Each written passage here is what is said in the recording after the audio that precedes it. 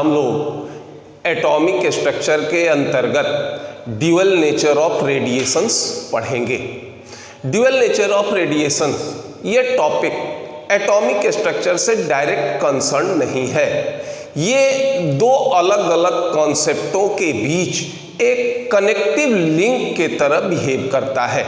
हम लोग atomic structure में ये पढ़े थे, याद कीजिए, बोर्स एटॉमिक मॉडल, और ये कहे थे कि Bohr's atomic model classical mechanics का सबसे इंपॉर्टेंट थ्योरी होता है। यहाँ पर हम लोग इलेक्ट्रॉन को पार्टिकल के तरह कंसीडर करते थे, लेकिन बोर्स एटॉमिक मॉडल में ये देखे थे कि यहाँ बहुत सारी डिमेरिट्स भी थी, बहुत सारी कमियां भी थी, और ये कमी को दूर करने के लिए एक अलग कॉन्सेप्ट का जनरेशन हुआ या जनरेट किया, और वो कॉन्सेप्ट ये था कि इलेक्ट्रॉन का बिहेवियर पार्टिकल के तरह भी होता है और वेव्स के तरह भी होता है।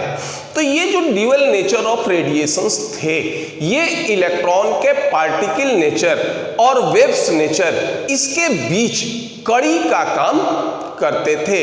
ये हमारा डायरेक्ट एटॉमिक स्ट्रक्चर से लिंक नहीं है, लेकिन बिना इसके आप एक कॉन्सेप्ट से दूसरे कॉन्सेप्ट पर स्विच ओवर भी नहीं कर सकते, या ये कह सकते हो कि तुम एक कॉन्सेप्ट से दूसरे कॉन्सेप्ट पर जा नहीं सकते। तो आज हम लोग पढ़ेंगे ड्यूअल नेचर ऑफ रेडिएशन। आज हम लोग पढ़ेंगे ड्यूअल नेचर ऑफ रेडिएशन। ये हम लोग पढ़ेंगे कि रेडिएशन का जो प्रकृति होता है ये दो तरह के होते हैं, ड्यूअल होते हैं। कभी ये वेव्स के तरह भी बिहेव करते हैं और कभी ये पार्टिकल के तरह भी बिहेव करते हैं। तो सबसे पहले एक साइंटिस्ट है जिनका नाम था न्यूटन्स। इन्होंने ये कहा कि रेडिएशंस या लाइट जो होंगे ये कार्पसल्स के तरह या कार्पसल्स के रूप में वैरी करते हैं, प्रोपागेट करते हैं, और न्यूटन ने सबसे पहले लाइट को पार्टिकल माना था। लेकिन ये सिद्धांत कोई बहुत अधिक आगे नहीं बढ़ा। तो इसके बाद एक साइंटिस्ट थे जिनका नाम था मैक्सवेल। इनका नाम था मैक्सवेल। इन्होंने, इनका समय था 1864 यानी 1864 ईस्वी में एक सिद्धांत दिया। इस सिद्धांत को नाम देते हैं इलेक्ट्रोमैग्नेटिक वेव थ्योरी कहते हैं। इन्होंने ये सिद्धांत दिया इलेक्ट्रोमैग्नेटिक वेव थ्योरी। यह इन्होंने लाइट या रेडिएशंस को ये पार्टिकल नहीं बल्कि वेव्स के तरह बिहेव किए। अब इनका सबसे पहला सिद्धांत ये था कि ऊर्जा किसी भी स्रोत से इमिट हो। जैसे मान लीजिए हम किसी भी आयरन रॉड को गर्म करते हैं, तो आफ्टर गर्म करने के बाद ये क्या करते हैं, एनर्जी का इमिशन करते हैं। या फिर आपने इलेक्ट्रिक बल्ब को भी देखा होगा, इलेक्ट्रिक बल्ब के जो फिलामेंट होते हैं इससे भी एनर्जी रिलीज होते हैं। तो इन्होंने ये कहा कि एनर्जी चाहे किसी भी सोर्स से इमिट हो, ये कॉन्टिन्यूअस इमिट होता है, और इसको इन्होंने नाम दे दिया क्या, रेडिएंट एनर्जी कहा। इनका पहला सिद्धांत ये था। इन्होंने ये कहा कि the energy emitted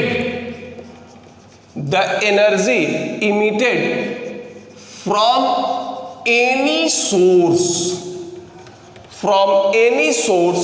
continuously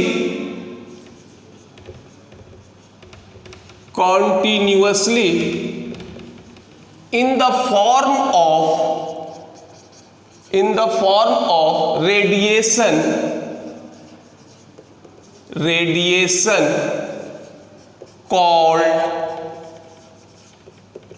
called radiation या radiant energy,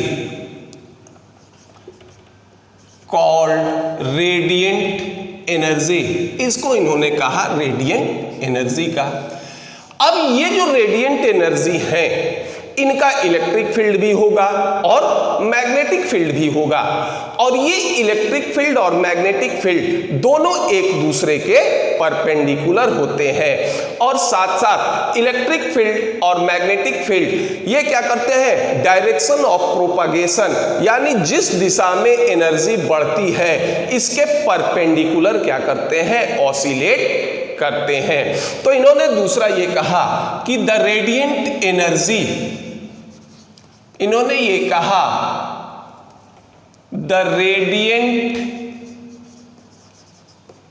radiant energy consist of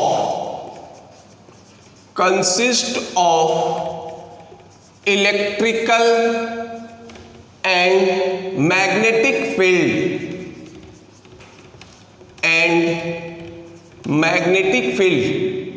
electric and magnetic field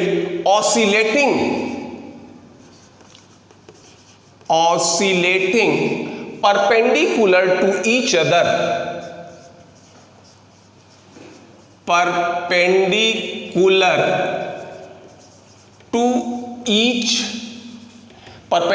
to each other and both perpendicular to the direction of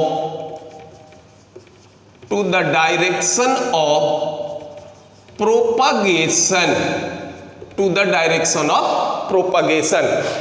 जैसे मान लीजिए हम इसको इस तरह से इंडिकेट करते हैं, ये हो गया हमारा क्या, डायरेक्शन इलेक्ट्रिक फील्ड का, ये हो गया आपका क्या, मैग्नेटिक फील्ड का, और ये हो गया आपका क्या, डायरेक्शन ऑफ प्रोपगेशन, ये हो गया आपका डायरेक्शन ऑफ प्रोपगेशन। अब ये जो रेडिएंट एनर्जी थे, इन रेडिएंट एनर्जी ये इलेक्ट्रिक फील्ड और मैग्नेटिक फील्ड दोनों जो होगा ये कंसीडर करता था। जैसे मान लीजिए ये हो गया आपका क्या, इलेक्ट्रिक फील्ड, ये हो गया इलेक्ट्रिक फील्ड, तो ये होता था इसका क्या, मैग्नेटिक फील्ड होता था। और ये जो होंगे, ये मान लो ये मैग्नेटिक फील्ड को हम इस तरह से इंडिकेट कर दें, ये हो गया मैग्नेटिक फील्ड, और जो लाइन है ये हो जाएंगे, या जो वेव्स बने जो खाली थे ये हो गए क्या, इलेक्ट्रिक फील्ड, ये हो जाएगा मैग्नेटिक फील्ड। ये दोनों एक दूसरे के परपेंडिकुलर होंगे, और दोनों परपेंडिकुलर होंगे किसके, डायरेक्शन ऑफ प्रोपगेशन के परपेंडिकुलर होंगे। तीसरा इन्होंने ये कहा कि ये जो रेडिएंट एनर्जी है इनकी वेलोसिटी क्या होगी, इनकी velocity is equal to velocity of light, इनकी वेलोसिटी क्या होगी, लाइट के बराबर, यानी ये होगा 3 × 10⁸ मीटर पर सेकेंड। और चौथा इन्होंने ये कह दिया कि ये जो रेडिएंट एनर्जी होते हैं इनके प्रोपगेशन के लिए कोई मटेरियल, या ये कहो कि कोई मटेरियल मीडियम की आवश्यकता नहीं होगी। ये रेडिएंट एनर्जी ये प्रोपगेट कर सकते हैं, वैक्यूम में भी प्रोपगेट कर सकते हैं। तो ये कह सकते हो कि it do not required any material medium for propagation. और इस रेडिएंट एनर्जी को नाम दे दिया गया क्या, इसको नाम दे दिया गया इलेक्ट्रोमैग्नेटिक रेडिएशन, इसको नाम दे दिया गया इलेक्ट्रोमैग्नेटिक रेडिएशन, या फिर इसको कहते हैं क्या, इलेक्ट्रोमैग्नेटिक वेव्स भी कहेंगे। तो ये कॉन्सेप्ट, या ये कहिए कि ये सिद्धांत था इलेक्ट्रोमैग्नेटिक वेव थ्योरी का, जिसको मैक्सवेल ने दिया। अब इसको एक बार पुनः समराइज कर दें। इन्होंने, मैक्सवेल ने 1864 ईस्वी में लाइट या रेडिएशन के एक्सप्लेनेशन के लिए एक सिद्धांत दिया था, जिसको नाम दिया गया इलेक्ट्रोमैग्नेटिक वेव थ्योरी। इन्होंने लाइट को वेव्स माना था, इनके सिद्धांत के कुछ मेन पोस्टुलेट्स ये थे। इन्होंने ये कहा कि रेडिएशन चाहे किसी भी सोर्स से उत्पन्न हो, एनर्जी किसी भी सोर्स से इमिट हो, वो हमेशा कॉन्टिन्यूअस होगा और ये रेडिएशन के रूप में इमिट करेंगे और इस रेडिएशन को नाम देते हैं रेडिएंट एनर्जी कहेंगे। प्रत्येक रेडिएंट एनर्जी का इलेक्ट्रिक फील्ड भी होगा और मैग्नेटिक फील्ड भी होंगे और ये दोनों एक दूसरे के परपेंडिकुलर होते हैं और साथ साथ ये डायरेक्शन ऑफ प्रोपागेशन के भी परपेंडिकुलर होंगे। तीसरा इन्होंने ये कहा कि ये जो रेडिएंट एनर्जी होते हैं इसकी वेलोसिटी कितने के बराबर होगी, वेलोसिटी ऑफ लाइट के बराबर होगी, यानी 3 × 10⁸ मीटर पर सेकेंड। और चौथा इन्होंने ये कहा कि इस रेडिएंट एनर्जी के प्रोपागेशन के लिए किसी भी तरह के कोई मटेरियल वेव्स की मटेरियल मीडियम की जरूरत नहीं होगी। ये रेडिएंट एनर्जी वैक्यूम में भी वेलोसिटी ऑफ लाइट के बराबर वेग से चलेंगे और इसी रेडिएंट एनर्जी को नाम दे दिया गया क्या, इलेक्ट्रोमैग्नेटिक रेडिएशन, या फिर इसको कह सकते हो क्या, इलेक्ट्रोमैग्नेटिक वेव्स कहते हैं। तो अब ये देखते हैं कि ये रेडिएंट एनर्जी जिनको हमने नाम दे दिया इलेक्ट्रोमैग्नेटिक रेडिएशन, या फिर ये कहिए कि इलेक्ट्रोमैग्नेटिक वेव्स का हमने नाम दे दिया, तो अब इस वेव्स के क्या कैरेक्टरिस्टिक होते हैं, क्या क्राइटेरिया होता है, तो पहले इसको नोट डाउन कर लीजिए।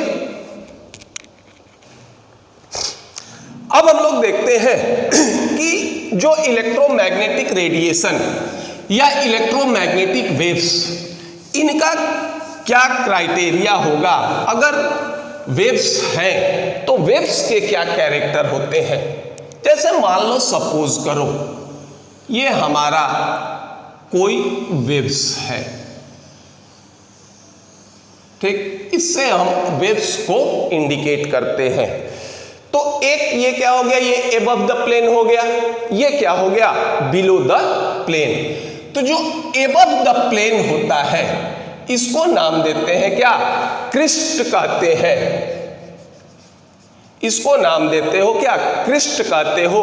और जो बिलो द प्लेन होता है इसको नाम देते हैं क्या, ट्रफ कहते हैं, इसको ट्रफ कहते हैं, इसको नाम देते हैं ट्रफ कहते हैं।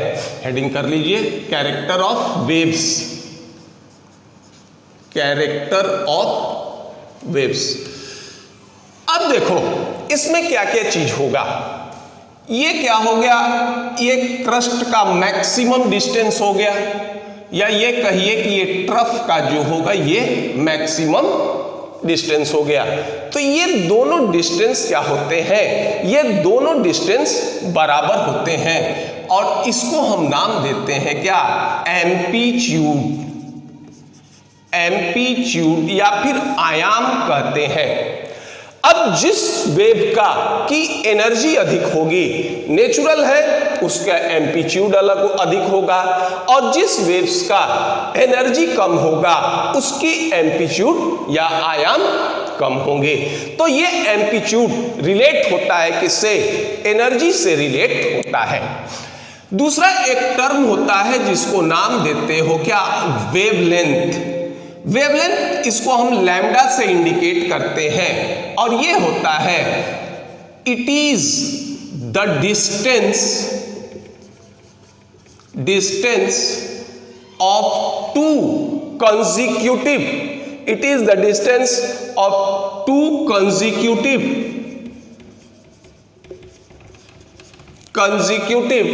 क्रेस्ट और ट्रफ।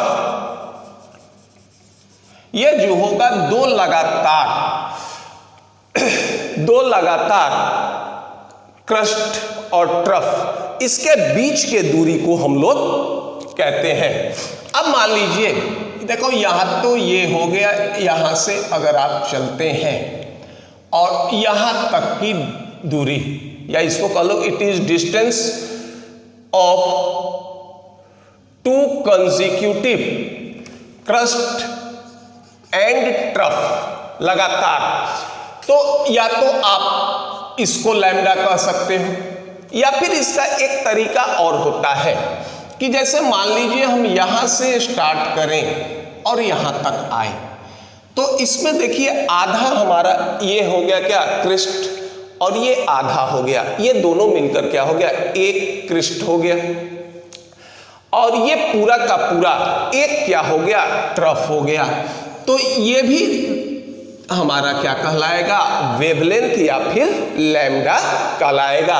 दोनों दूरी हमारा क्या होता है, ये समान होता है। दूसरा ये कहते हो एक टर्म होता है जिसको नाम दोगे velocity of waves. Velocity of waves कहते हैं कि द लीनियर डिस्टेंस ट्रेवल्ड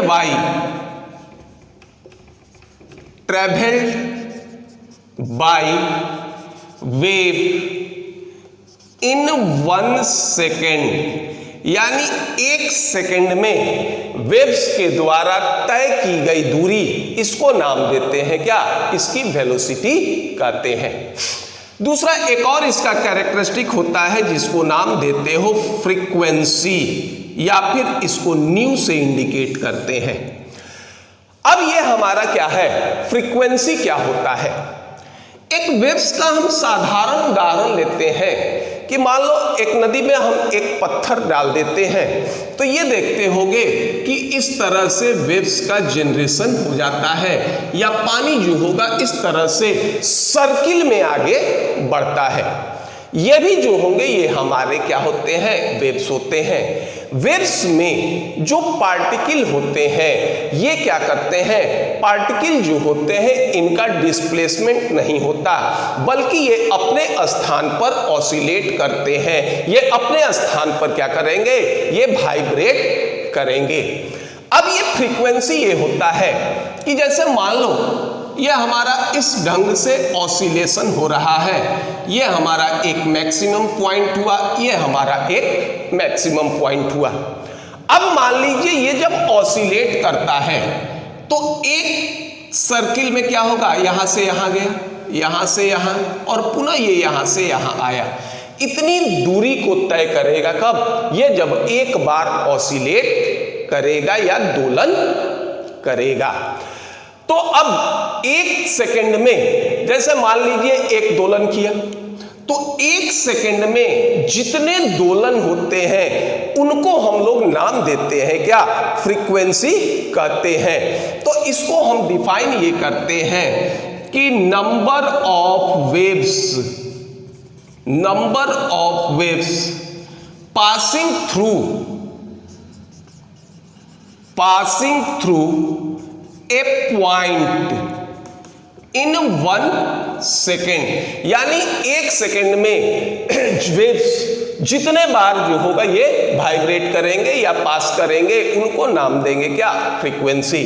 और इसको हम लोग इंडिकेट करते हैं किससे, हर्ट्ज से, यानी 1 हर्ट्ज बराबर होगा 1 साइकिल पर सेकेंड। अगर मान लीजिए ये डिस्टेंस हम अगर इसको ये इस तरह से इंडिकेट करें कि एक बार यहां, फिर यहां और फिर यहां, ये हमारा क्या होता है, 1 साइकिल। अगर 1 सेकंड में ये 1 साइकिल पूरा करते हैं तो ये कहलाएगा क्या, 1 हर्ट्ज। जैसे मान लो ये कहा जाए कि किसी कोई वेव्स है जिसकी फ्रीक्वेंसी क्या हो गई, 50 हर्ट्ज है, तो इसका मतलब हो गया कि ये 1 सेकंड में 50 साइकिल पूरा करेगा, और ये हो जाएगा आपका 50 साइकिल पर सेकेंड। ये कहलाता है हमारा क्या, फ्रीक्वेंसी। अब मान लीजिए हम फ्रीक्वेंसी को अगर वेवलेंथ से इंडिकेट करें, तो वेवलेंथ जो होंगे ये क्या होंगे, एक क्रिस्ट और एक ट्रफ के बीच की दूरी को हम लोग क्या करते हैं, वेवलेंथ।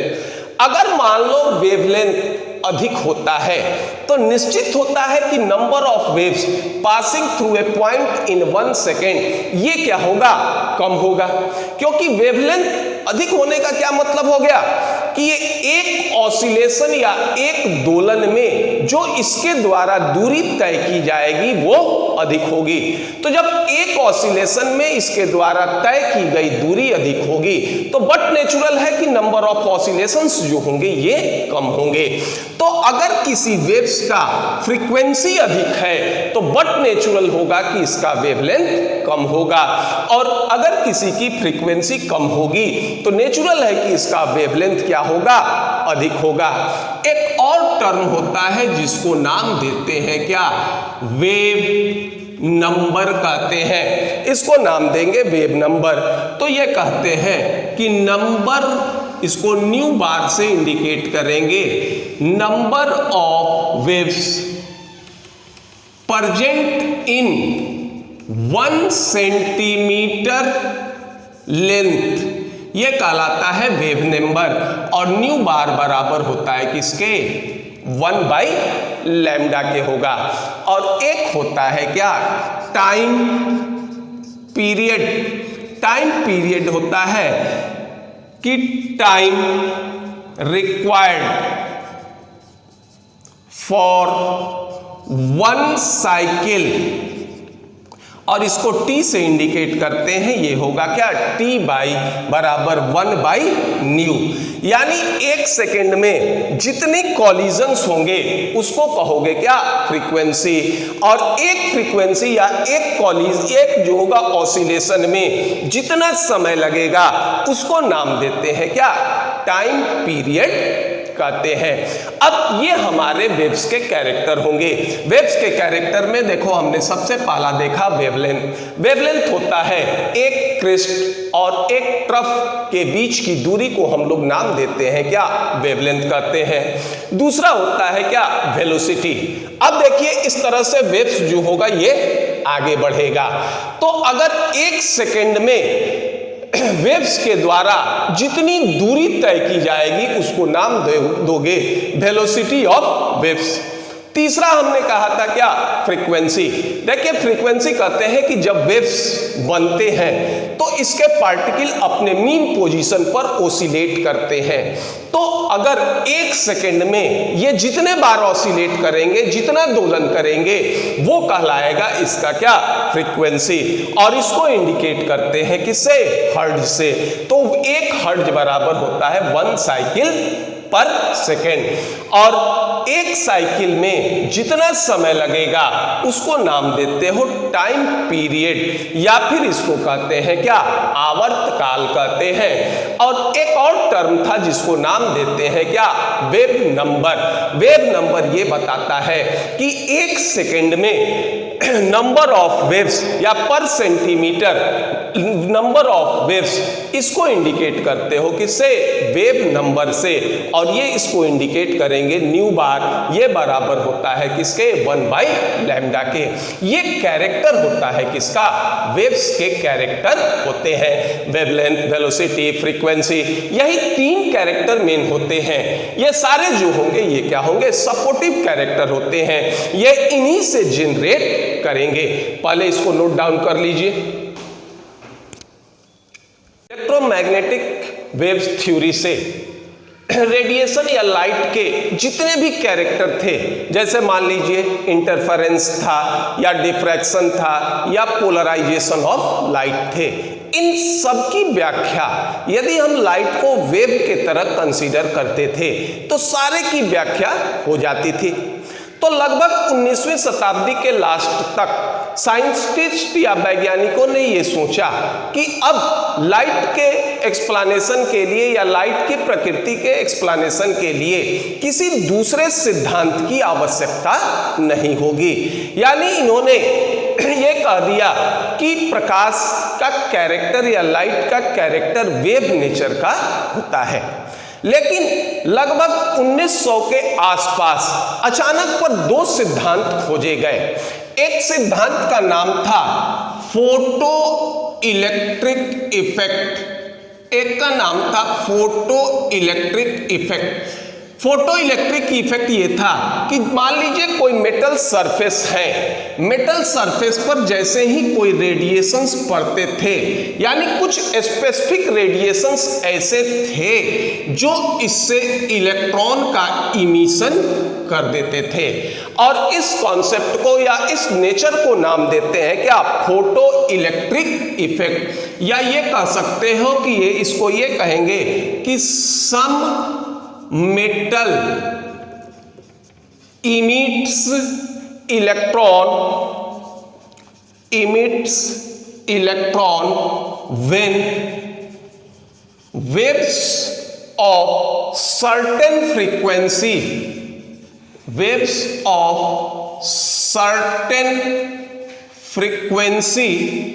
strike on it,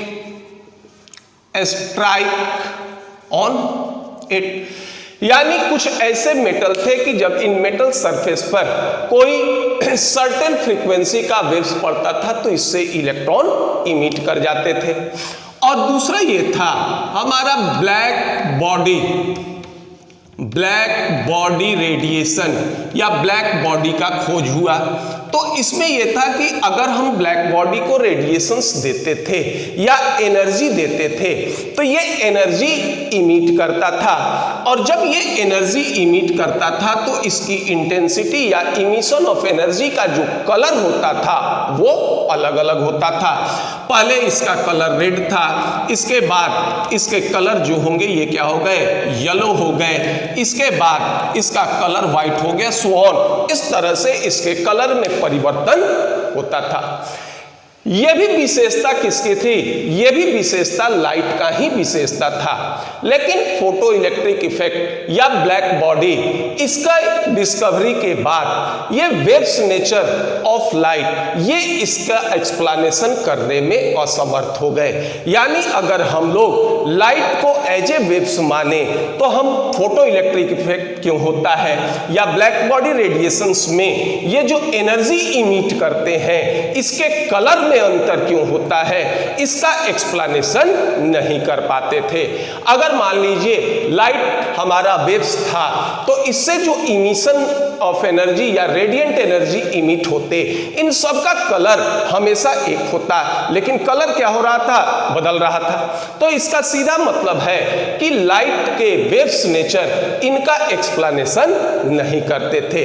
तो इसी फोटो इलेक्ट्रिक इफेक्ट और ब्लैक बॉडी रेडिएशन, इसके एक्सप्लेनेशन के लिए एक साइंटिस्ट थे जिनका नाम था max Planck.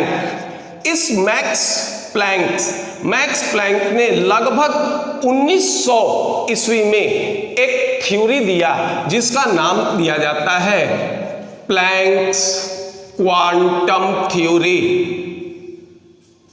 Planks quantum theory कहा जाता है। और इन्होंने लाइट को वेव्स नहीं बल्कि पार्टिकल के तरह कंसीडर किया और फोटो इलेक्ट्रिक इफेक्ट तथा ब्लैक बॉडी इसका एक्सप्लेनेशन किया। तो इस मैक्स प्लैंक ने जो सिद्धांत दिया, इसका सबसे पहला सिद्धांत ये था, इन्होंने ये कहा कि रेडिएंट एनर्जी का इमिशन और एब्जॉर्प्शन दोनों कंटिन्यूअस नहीं होता, बल्कि ये क्या होते हैं, ये नॉन कंटिन्यूअस होते हैं या डिसकंटिन्यूअस होते हैं, और ये स्मॉल पॉकेट या पॉकेट ऑफ एनर्जी के रूप में इमिट करते हैं, जिसको नाम देते हैं क्या, क्वांटा कहते हैं। और अगर इलेक्ट्रोमैग्नेटिक रेडिएशंस के लिए इसी क्वांटा को हम नाम देते हैं क्या, फोटॉन्स कहते हैं। तो इन्होंने पहला ये कहा कि रेडिएंट एनर्जी इज इमिटेड और एब्जॉर्ब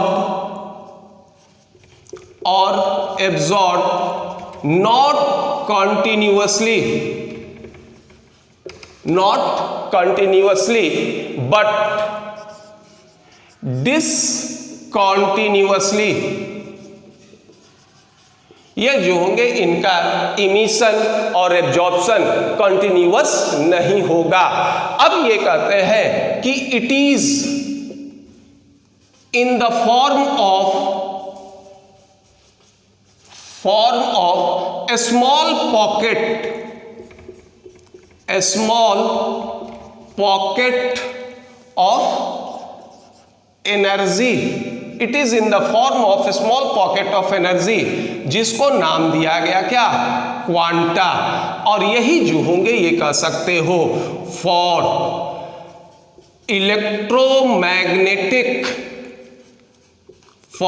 इलेक्ट्रोमैग्नेटिक रेडिएशन। इस क्वांटा को नाम दे दोगे क्या, यही क्वांटा कहलाएगा क्या, फोटॉन्स कहलाएंगे। ये कहलाएंगे फोटॉन्स कहलाएंगे पहला। अब रेडिएंट एनर्जी का इमिशन और एब्जॉर्प्शन कॉन्टिन्यूअस नहीं होगा, बल्कि ये क्या होंगे, डिसकॉन्टिन्यूअस होंगे। दूसरा ये इन्होंने ये कहा कि फोटॉन्स या क्वांटा जो होगा ये क्या होते हैं, it is associated with energy. तो ये कह सकते हो कि it is associated with energy. ये जो होंगे ये एनर्जी से एसोसिएट होते हैं, और ये एनर्जी बराबर होता है किसके, एच न्यू के, जहां एच जो होंगे ये क्या होते हैं, ये हो जाएंगे प्लैंक्स कांस्टेंट, और इसका मान होता है 6.626 इंटू 10⁻⁻34 जूल सेकेंड। और न्यू जो होगा ये बताएगा किसको, ये बताएगा किसको, फ्रीक्वेंसी को बताएगा। तो प्रत्येक क्वांटा या फोटॉन ये एसोसिएट होते हैं एनर्जी से। इसकी एनर्जी बराबर किसके होगी, ये बराबर होगी प्लैंक्स कांस्टेंट इनटू फ्रीक्वेंसी के बराबर होगी। तीसरा इन्होंने ये कहा कि जब ये प्रत्येक फोटॉन्स के पास इतनी एनर्जी होगी तो the amount of energy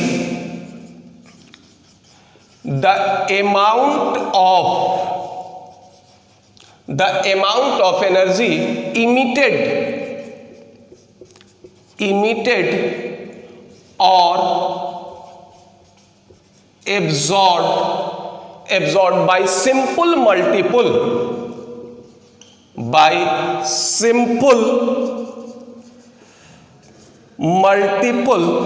of h new, यानी E बराबर होगा NH न्यू, जहां N बराबर होगा 1 2 3 so on from infinity। अब मान लीजिए इसको इस ढंग से देखो कि अगर मान लो सपोज करो कि एक फोटॉन्स की एनर्जी, मान लीजिए एक हम हाइपोथेटिकल वैल्यूज लेते हैं कि एक फोटॉन की एनर्जी मान लो कितना है, 10 जूल है, और किसी सब्सटेंस से अगर मान लीजिए 100 जूल एनर्जी इमिट होता है, तो इसका मतलब होगा कि 100 जूल एनर्जी इमिट होने के लिए 10 जूल के 10 फोटॉन्स क्या होंगे, इमिट करेंगे। प्रत्येक फोटॉन की एनर्जी कितनी हो गई, 10 जूल। तो 10 फोटॉन की एनर्जी क्या हो जाएगी, ये हो जाएगी कितने, 10 जूल के बराबर होगी। अब ये होता है तीसरा इन्होंने ये कहा। चौथा ये कहा कि इमिशन और एब्जॉर्प्शन ऑफ फोटॉन, या ये कहो कि emission of photons is not continuous.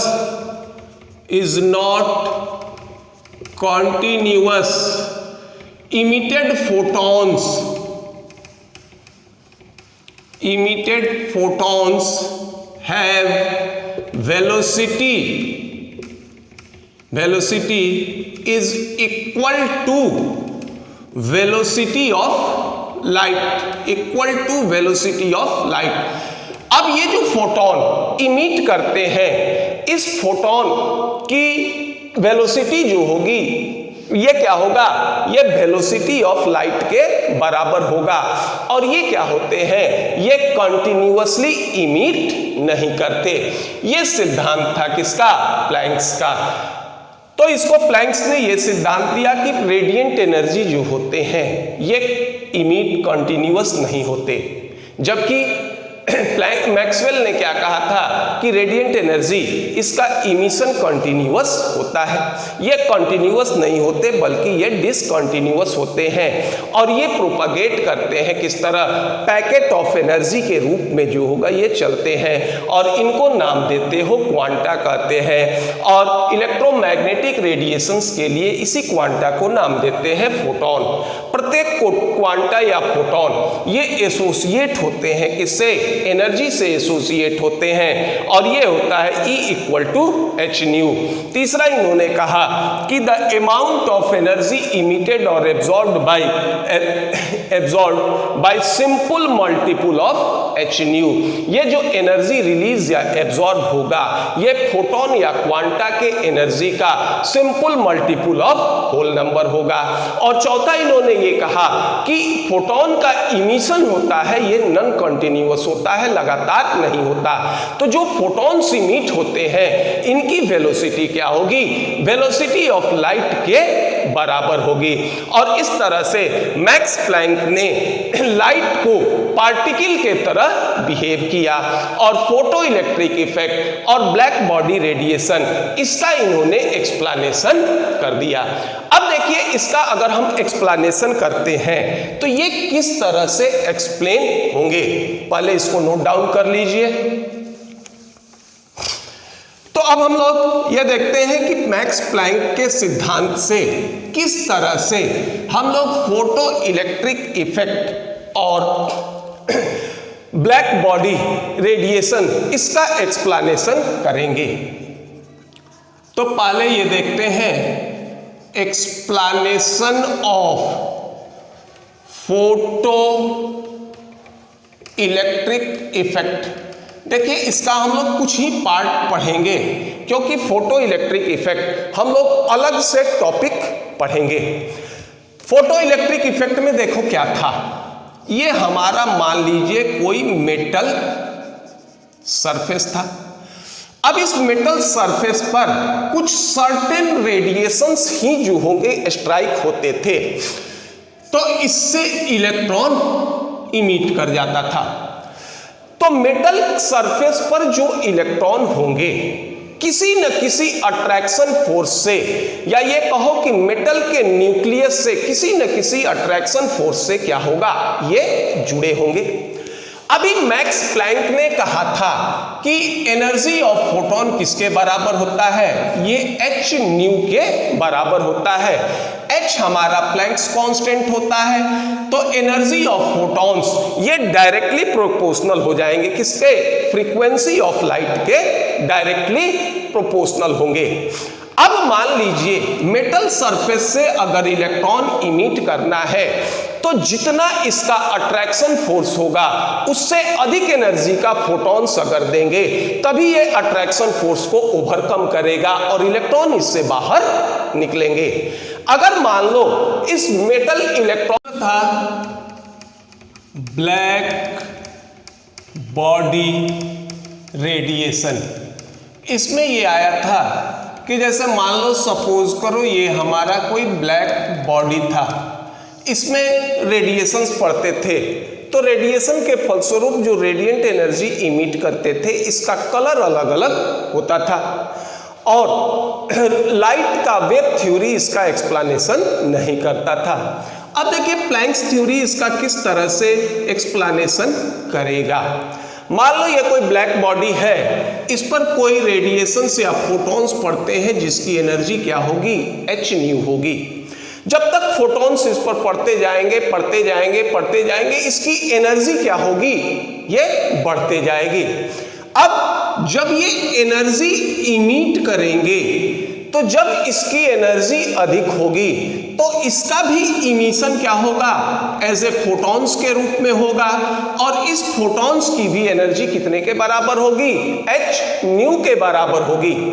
अगर इसकी एनर्जी अधिक है तो इससे जो इमिटेड फोटॉन्स होंगे इसकी फ्रीक्वेंसी क्या होगी, इसकी फ्रीक्वेंसी हाई होगी और अगर मान लो ये कम एनर्जी रिलीज एब्जॉर्ब करता है तो इससे जो फोटॉन्स इमिट करेंगे, इसकी भी एनर्जी h न्यू होगी। और ये जो होंगे ये क्या कर सकते हो, ये लो फ्रीक्वेंसी के फोटॉन्स इमिट करेंगे। तो जब फोटॉन्स की फ्रीक्वेंसी अधिक होगी तो इसका वेवलेंथ क्या होगा, कम होगा, या ये कहिए कि इस रेडिएशंस के कलर क्या होते हैं, अलग होते हैं। और जब इस फोटॉन्स की फ्रीक्वेंसी कम होगी तो इसके कलर क्या होंगे, अलग होंगे।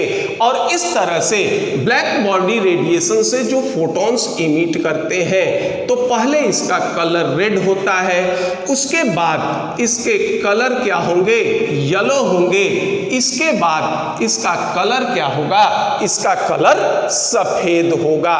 तो जो रेड कलर होते हैं, रेड कलर का फ्रीक्वेंसी क्या होता है, ये फ्रीक्वेंसी होगा, ये कहो कि मिनिमम फ्रीक्वेंसी। और इस तरह से अगर बढ़ते जाओगे तो ये हो जाएगा क्या, तुम्हारा फ्रीक्वेंसी इंक्रीज करेगा, फ्रीक्वेंसी इंक्रीजेज।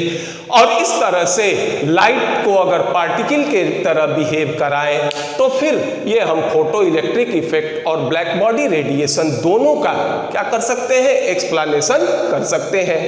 तो इसके बाद ये कहा जाने लगा कि लाइट जो होते हैं ये इनकी प्रकृति ड्यूअल होती है, ये कभी वेव्स के तरह भी बिहेव करेंगे और पार्टिकल के तरह भी बिहेव करेंगे।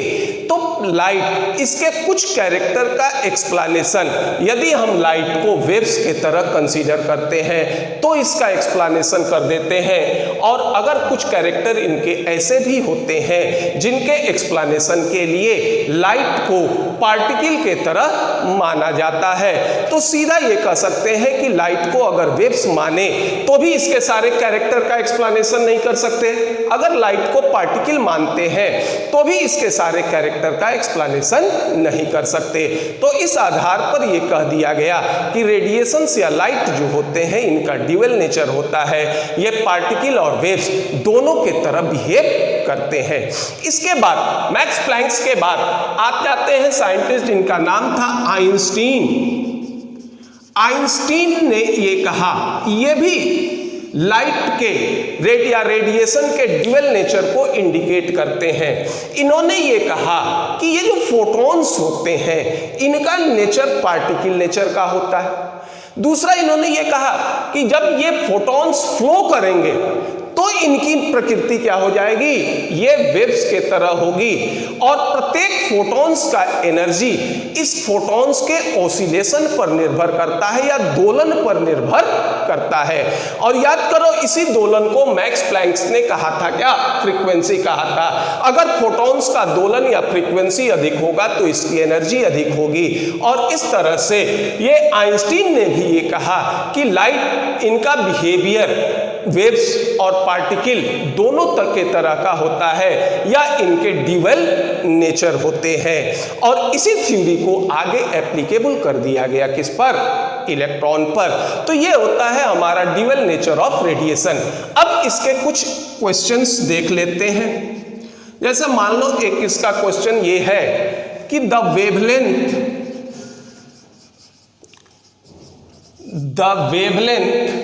रेंज ऑफ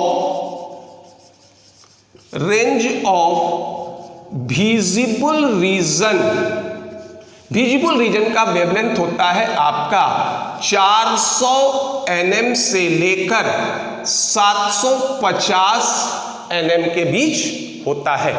तो 750 nm पर ये होता है क्या, रेड, और 450 पर होता है क्या हमारा, ये होता है वायलेट। ये इसका वेवलेंथ होता है। तो एक्सप्रेस इसको कह रहा है कि आप express this range in forms of frequency. इसको फ्रीक्वेंसी के रेंज में क्या करना है, आपको एक्सप्रेस करना है। अब देखो लैम्डा बराबर हो गया कितना, इसके लिए काउंट करते हैं, ये हो गया 400 nm।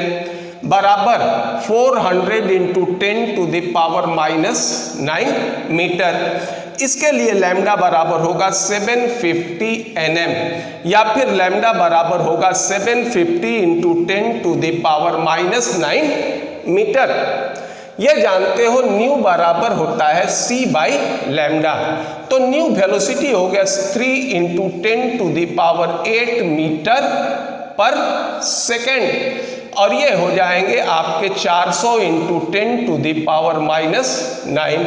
न्यू बराबर फिर इसका ले लो 3 इंटू 10⁸ मीटर पर सेकेंड, और ये होगा 750 इंटू 10⁻⁹ मीटर। अगर आप इसको सॉल्व करते हैं तो ये आ जाएगा 7.5 इंटू 10⁻14 हर्ट्ज यानी साइकिल पर सेकेंड, और ये हो जाएगा 4.00 इंटू 10⁻14 हर्ट्ज, ये हो जाएगा। तो इसका रेंज क्या होगा? इसका रेंज हो जाएगा यहाँ से यहाँ तक, इसकी फ्रीक्वेंसी का रेंज हो जाएगा 4.00 इंटू 10⁻14 से लेकर 7.5 इंटू 10⁻14 हर्ट्ज तक होगा। इस तरह से अगर वेवलेंथ दिया हो तो हम इसको आसानी से फ्रीक्वेंसी में रिलेट कर सकते हैं। तो ये जो सिद्धांत था जिसको हमने नाम दिया ड्यूअल नेचर ऑफ लाइट या ड्यूअल नेचर ऑफ रेडिएशन, अब इसको हम लोग क्या करेंगे, इसको कॉन्सेप्ट को सीधा एप्लीकेबल कर देंगे किस पर? इलेक्ट्रॉन पर, और इस तरह से इलेक्ट्रॉन का भी नेचर ड्यूअल हो जाएगा और बोर्स एटॉमिक मॉडल के जो दोष थे इनको हम लोग दूर करेंगे। इसीलिए हमने प्रारंभ में कहा था कि ये जो टॉपिक होते हैं ये टॉपिक एटॉमिक स्ट्रक्चर से डायरेक्ट रिलेट नहीं होते, लेकिन इसके सपोर्टिंग फैक्टर्स होते हैं, और ये टॉपिक एक कॉन्सेप्ट से दूसरे कॉन्सेप्ट में स्विच ओवर करने के लिए काफी इंपॉर्टेंट होता है। और इस तरह से हमने ड्यूअल नेचर ऑफ रेडिएशन या लाइट को पढ़ा। अगर आपको ये वीडियो पसंद आता है तो आप इसको लाइक कीजिए, सब्सक्राइब कीजिए। धन्यवाद।